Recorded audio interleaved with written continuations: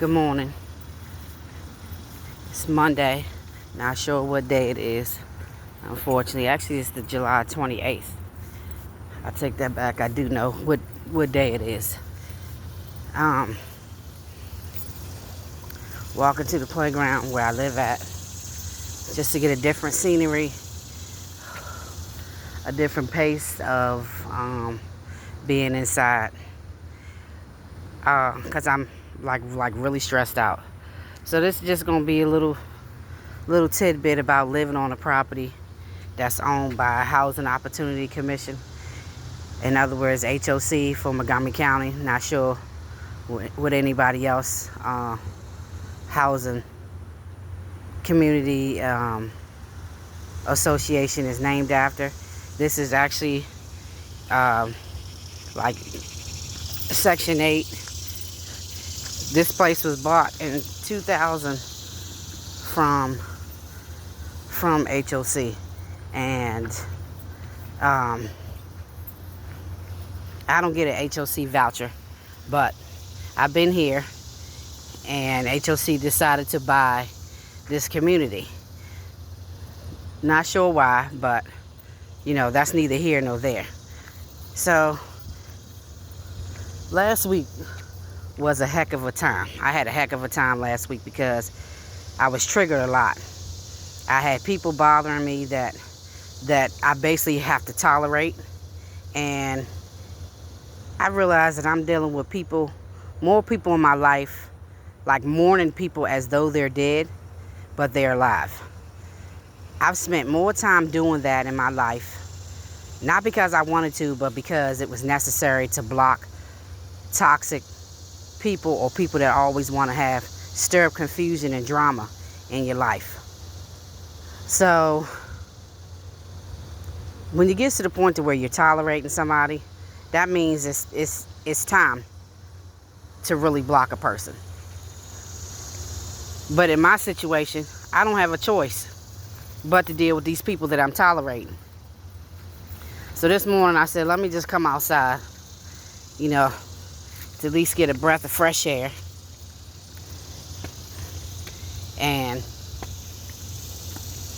sit down and talk a little bit, blog a little bit. So living on this property for 30 some years. I've been here a total of 34 years. And I'm very grateful for the time that the Lord has put me here, and everything that He has allowed us to do here, and the people that were able to stay here, temporarily with us. Just the assignment that I had here. I've had a couple of friends live on this property that I have had the opportunity to take care of until they passed away. And same thing with my husband. My husband passed away right in our home. And at this time, I'm thinking that, it's about time to go. Because I have no peace here, and I can't find no peace anywhere other than in the hands of God. And that's just the bottom line. I'm struggling to find my peace, and it shouldn't even be like that. Most of the time, people can come home and they can say as soon as they go home, that's their serenity, they can find peace. That's not how it is for me. When you're living on an HOC property, or owned by the county or whatever situation may be, they can basically do whatever they want to do. They can come in your place. You do have rights. You just need to find out what they are. Landlord-tenant affair is the best place to find out what your legal rights are. But these people can bother you 24/7 if they want. Living on this property I've been through 6 managements since I've been here within my 34 years of living here. And I've never felt this distant and closed in. The management here is Spanish descent, and they are partially racist. It's no point saying partially. They are racist. It's been listed they are racially profiling people. There's evidence that they're trying to move in all the people of, of their race, or they want other races in here that don't really know their rights, like Ethiopian people that don't really know their full rights. Okay, they're charging almost $2,000 for rent. You don't have any real security here. You don't have any pool. You got a little teeny playground for the kids. You got one grill here. They got all these stipulations here. They don't want you to play here. They don't want you to play there. Well, my thing is, why don't you just make this a senior citizen community then, if that's what you're doing? You got kids here and you got no input in on the residents that live here about how to design a playground, or, anything that would be better for the playground to keep the kids active and keep them interested in being here on the playground. The people that work on the property, they live here. They have their friends here. The rules that they set, it only applies to certain people. It doesn't go for everybody else. You know what I'm saying? It doesn't go for, certain people. I mean, it's like they pick and choose and say what they want to say when it comes according to their friends and people that are the same race as them. So, for me, I feel like my time is up on this property. I haven't moved because why would I? It's very expensive everywhere. The rent is sky high and it keeps climbing, everywhere.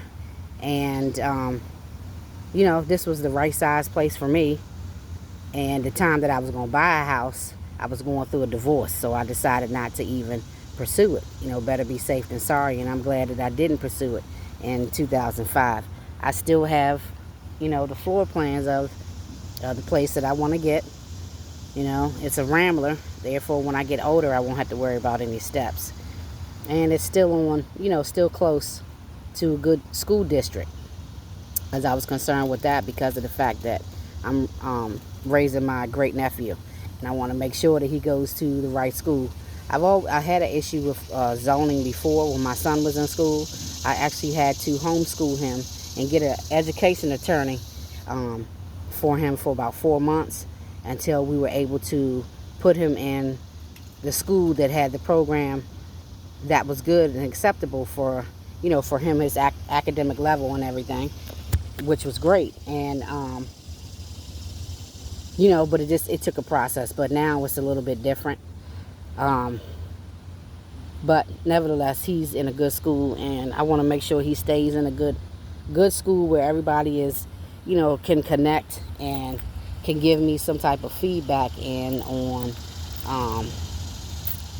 where he'd be going to school next and all of that. So anyway, living on this property, I'm just telling people, Trump is making it so that if anybody's living on Section 8, that you have a 2-year limit.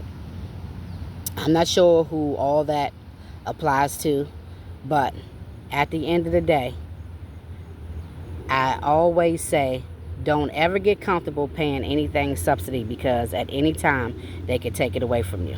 And you have to be able to function and be able to do what you need to do, paying, regular fees, regular rent, whatever it is that you need to do. Same thing with food stamps. Soon as you get money, food is at its all-time high. And it's expensive to live, period. It's just expensive. But at the end of the day, trust and believe, when you go through any type of subsidy, or you're living on any type of subsidy property or connected in any type of way, you're going to be harassed in some type of way. They're going to be all up in your business. So I'm just suggesting that anybody that is on these programs and you feel like you want to get comfortable and all that, don't get comfortable. Don't ever get comfortable. For people like me, I think the reason why I feel this way is because people that have done illegal stuff and are doing sneaky slick stuff, these places have designed it to where they're going to do what they want to do to double check to make sure you're living accordingly. So somebody like me will get penalized for all of that. Because see, I like to be left alone. At this point in time in my life, I'm going through a lot of stuff. And I'm not at the point to where where I want to be bothered, with people. I am retired, not by choice. So mentally, I have a lot of depression and a lot of things that I have to adjust to, which I'm forced to adjust to it because, like I said, I'm raising my great nephew. I am in grief counseling for the loss of my husband and my sister. And, not being able to work and do the things that I need to do and having physical limitation, it really puts a strain on you. That means it's an income change, not able to do the things that you need to do. When you have to, sometimes you even have to, swallow your pride at one point. People know that you're going through things, and, they don't have to help you. They really don't have to help you. Nobody has to help anybody, because in these times, people have a hard time, helping themselves. It's too difficult. It's very difficult. But at the end of the day, if somebody's able to help, bless them. God bless them. But at the end of the day, don't try to make people feel worse than what they already do when they do have to come for help. If this person is trying and doing the best that they can, why make them feel like garbage?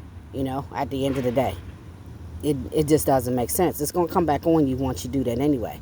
So that's why I try to tell people, humble yourself, because at any time, one wrong move or one little accident can change your whole entire life, and everything can be different, especially if you're not prepared. And I've tried to be prepared like several times. When I left the hospital, I had an IRA account. I rolled my 401k over to an IRA account, listened to my financial advisor, and I'm glad that I did. I lived off of that for a little bit, and but I always went to work because I always wanted to do my own thing. And even running a business it's not easy. You put in more hours than you do when you're working for somebody else. I used to work from sometimes 4:30 a.m., come back, leave back out by 8 o'clock, go back by 8:30, and have to start a job about 9:30, and wouldn't come back in the house until probably about 9 p.m. Sometimes it was on call, and you just never knew when you were going to stop working or when you even began, because anything can happen when you're working in the medical industry and you're doing stuff like private duty and things like that. And I had good nurses that worked with me, that worked through personal contract, and it was good because I didn't have to worry about people. But at the end of the day, you have to cover people, and sometimes the maybe something changes, and it's not lining up with one of the other nurses, and a schedule has to be changed, and then you have to switch around a little bit. But that's neither here nor there. And at the end of the day, we all work together when it came to doing things. Right now where I'm at, I'm just not happy. I'm really not happy. Everything in my life has completely changed. And I'm to the point now where I don't want to say I want to give up, but I know definitely that I need a change. I need a break. I don't try to do anything that's going to alter anybody's life. I don't do anything that affects anybody's livelihood. I'm just, basically just, doing what I have to do and what's necessary in order to take part in, raising my nephew. When I go through triggers and things like that, I hide it from him because, what he's going through as a 9-year-old, just being a 9-year-old, I don't want to make him feel like what I'm going through has anything to do with him. So my pain is not his pain. My journey is not his journey. He's got his own journey. I want to give him a nice, healthy environment to grow, to be able to do all the things that he needs to do as a young boy, and to grow, and be able to play and have the freedom to do what he needs to do without any hiccup, or you know having to be able to tolerate people that are not nice, bullying and things like that. What does he do when it comes to that? The kids these days got to make decisions that we didn't really have to make decisions like that back in the day. Because, when we all was together, we hung together in groups. Now, the kids will leave you just like that and film you when you go down, what I'm saying, at your worst. So, I just want to be able to give him the right mindset at this point. I don't want him to see me going through this deep depression that I'm going through. I have been diagnosed with severe depressive disorder. And that's where you have learned to suppress your trauma. And I've been doing that all my life, because it was absolutely, at one point there was nobody to actually talk to. I have good friends that I call family, you know what I'm saying? But sometimes, they were going through things too, or, at the end of the day, you don't want to burden people with your issues. You just want to be able to just move on and do what you have to do, and, get counseling. I prayed a lot. I still pray. I don't pray as much as I should.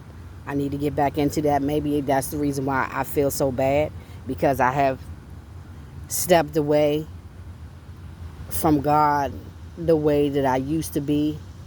My thing is, I want to be able to hear the Lord when he says anything to me. And I feel that I was blessed with discernment.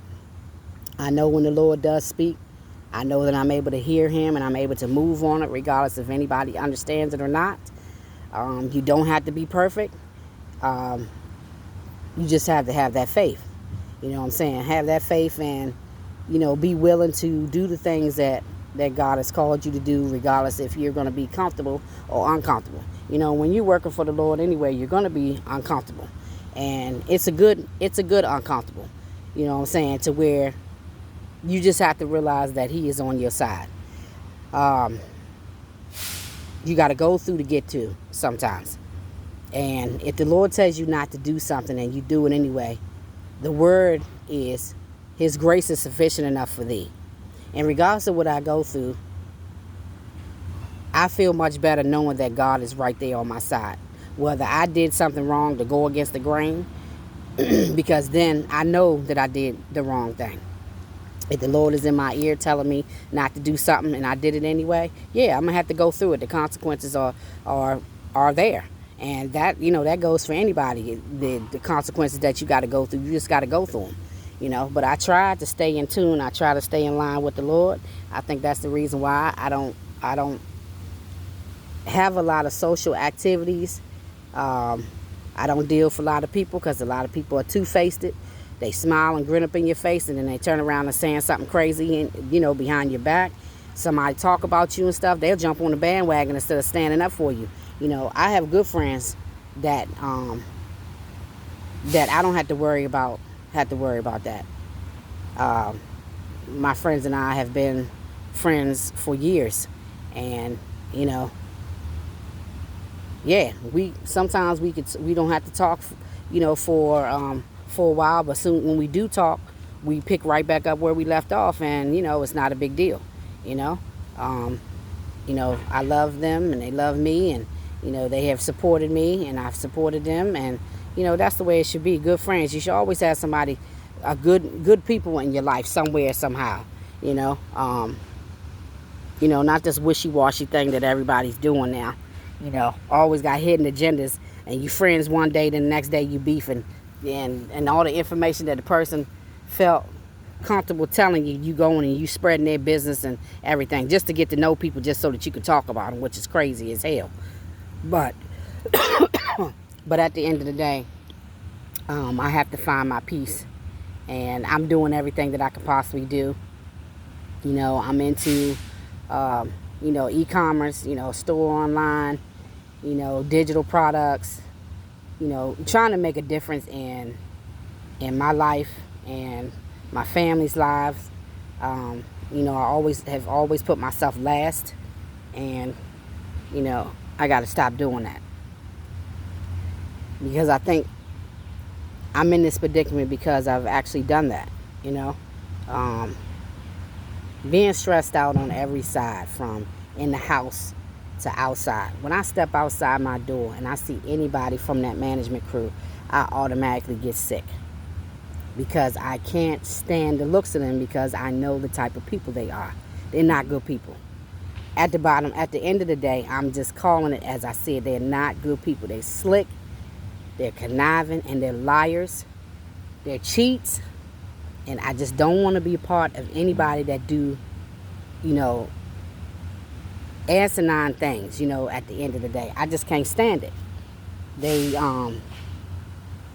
just not good people. People don't understand, when you are blessed, the blessing is to remain blessed and to bless others. Business is business, but at the end of the day, a blessing and a title is not for you to act unseemly and to wreck people's lives. It's not. It's for you to do what you're supposed to do. Maybe God has put you in a position where you're able to bless others, and where you're able to change the situations. But at the end of the day, you should not be using your title or any type of how can I put this? Any type of blessing that you were given, you should not be using it to your own advantage, to where you are making it difficult for somebody else's life. It's no way that you should be doing that. Making it difficult for somebody and changing their whole life it's not a good thing. You know, it's not a good thing. At the end of the day, I feel that people just need to leave people alone and let them live. Because behind closed doors, you never know what a person is going through. You hear about all these suicides and everything, and it's such a shock, because you're seeing the person on the outside. You don't know about what the demons and things that they're battling on the inside. You never know. But I would rather see you alive than to see you in the casket. Because at the end of the day, once you're gone from here, your time is up and you're gone.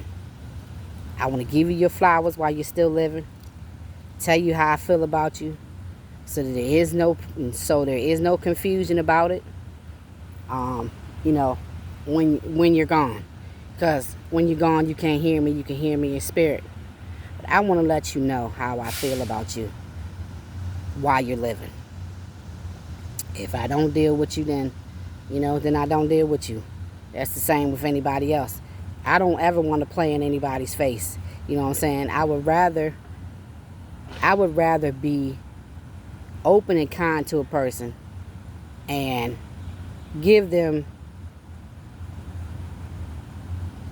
anything that I have in my heart that I know is going to help them, instead of tearing them down. I don't want to do that.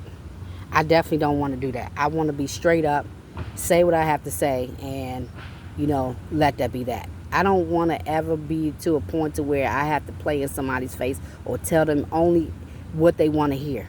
That's not the way to be at all.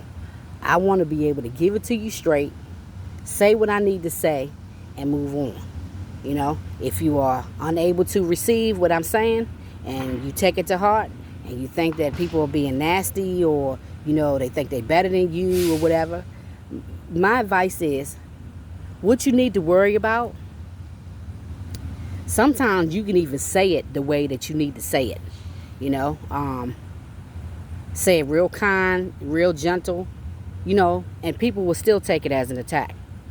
But what I can tell you is, instead of worrying about somebody telling you something that you need to hear, what you need to worry about them is not saying anything to you at all. Because once they get to that point, that means they don't even care. Because I know with me, once I stop talking, that means I don't even give a damn. You could do what you do. You understand? When I've talked to you before, if I've said something to you, or if you said something to me, constructive criticism or whatever, something that I need to hear that I know that will, will help me. But at the end of the day, I'm not going to change how I feel. I'm definitely not going to do that. I'm not going to change how I feel to sugarcoat and to make somebody else feel comfortable. If I'm feeling uncomfortable and it's for a reason and somebody is making me feel that way or something like that, I'm not going to dumb down how I feel just to please somebody else. No, I'm not going to do that. I'm definitely not going to do that. And at the end of the day, you're not going to tell me the first thing off of your head and I'm going to run with it. No, I'm not going to do that. You understand? So I'm going to say what I have to say. I'm going to say it respectfully, and I'm going to come on out the way. But respect go hand in hand, just so the people understand that, you know. So at the end of the day, I know that I need to pray more, get myself together, and, you know, fight this way through, because I'm fighting for my life at this point. And I need to find some peace at age 53. My soul and my spirit is growing tired. I do know that. I feel that. And knowing that I have someone here, a purpose, that some things that I need to do, because the Lord is still keeping me, I have to push on. So that means I have to give it all I got. I got to fight as hard as I can. And trust and believe, you guys, I'm fighting as hard as I can. I never thought that I would be a widow at age 53. I never thought that. Never thought that I would ever be in this position to hear about my family talk about a whole bunch of bull crap when they got stuff in their own yard that they need to clean up. You know, you try not to worry about that. You try not to focus on it, but at the end of the day, it does hurt. And I'm going to be honest with you. It pisses you off and it hurts, you know, to hear that your family has talked about you or has said some things to you or even said it to your face, you know, that, you know, you should be further along than where you are and all this type of stuff when they have no idea what you've had to go through. They have no idea how you're feeling at that point. But to stick a knife in you and turn it, you know what I'm saying, or add that little extra twist on it, it's crazy to me. I've cut off more people in my family than I have in my whole lifetime of living this year. And it's crazy. It's crazy.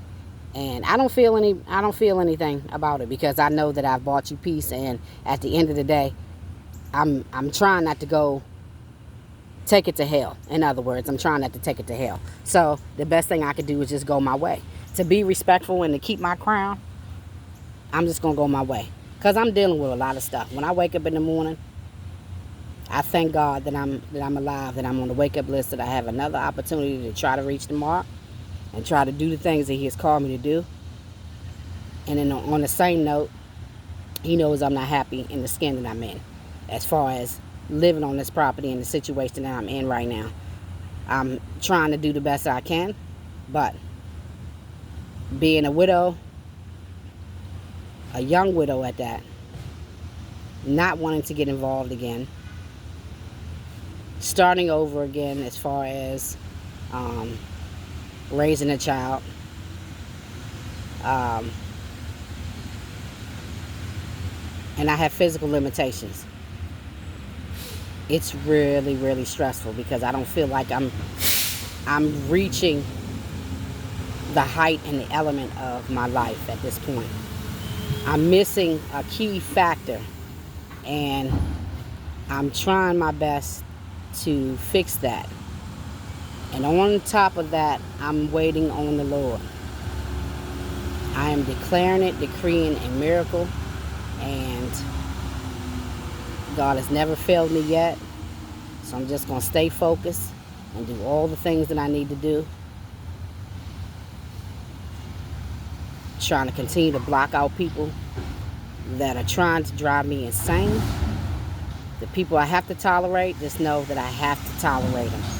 Because at the end of the day, I'm good with blocking and cutting people off. I don't have a problem with that. So the people that I have to tolerate, even though it's a small little bunch or small individuals or whatever, it's still a big deal to me. Because I don't want to have to continue to tolerate these people. I really don't. I just want them to go about their business, go about their way, and take care. I don't want nothing bad to ever happen to anybody, but I want people to stop bothering and harassing folks for no reason at all. just go your way. Just go your way. So at the end of the day, it's hot out here. I got my ginger and lemon and water that I'm about to finish drinking. I'm gonna sit here and I'm gonna go inside. So thanks for sitting here, letting me ramble on. I should be happy. You know, it's a peaceful day, and you know, I can say they do keep the property looking good and everything, but it's the people on the property that are demons. And you know, I'm just ready to go. Once I have my peace of mind, I think I'll be good to go, and trying to make sure that my nephew and everybody else is taken care of. I'll be able to function a little bit better. But I just got to keep moving and doing the best that I can. Okay, y'all have a great day, great beginning of the week, and hopefully trust in the Lord, wait on that miracle, and I hope, whatever you're trying to do, stay productive, and I hope that everything pans out for you. All right? So if you don't see me anymore, just understand that, I'm in a good light at this point, with my thought process and, my decisions that I'm making, and I'm just going to continue the journey on. All right? Talk to you soon. Peace.